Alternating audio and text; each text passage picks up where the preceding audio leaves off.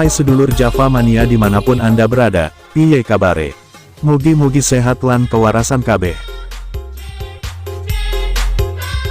Indonesia merupakan negara kepulauan yang terdiri dari berbagai macam suku, ras, dan budaya. Budaya Nusantara yang kental dengan filosofi adalah budaya Jawa, dan salah satu budaya Jawa yang menjadi tradisi sejak zaman dahulu hingga sekarang adalah ayam ingkung.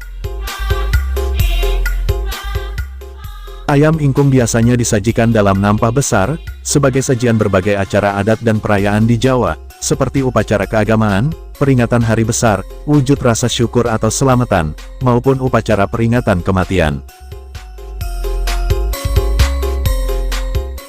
Meski banyak orang sudah tahu tentang ayam ingkung yang menjadi ciri khas makanan orang Jawa, dan disajikan bersama tumpeng, namun belum banyak yang tahu bagaimana sejarah ayam ingkung hingga bisa menjadi salah satu kuliner warisan, yang memiliki makna penting dalam adat Jawa. Acara syukuran seperti pernikahan atau kelahiran di Indonesia, umumnya selalu ada makanan yang simbolik. Ayam ingkung merupakan ayam utuh yang dihidangkan bersama jeroannya.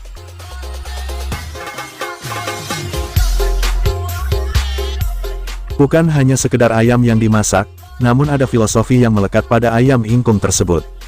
Ayam ingkung memiliki arti mengayomi, diambil dari kata jinakung dalam bahasa Jawa kuno dan manekung yang artinya memanjatkan doa. Ayam ingkung disajikan dengan utuh dan terlihat sedang bersungkur, namun posisi ini juga mewakili makna tertentu, sehingga tidak serta-merta asal dalam membuat ayam ingkung tersebut.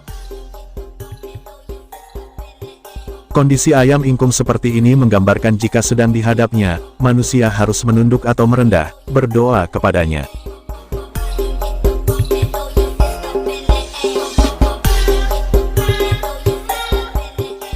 Di sini memiliki arti yang luas, tidak tersudut pada satu kepercayaan, bisa jadi leluhur, dewa, ataupun Tuhan.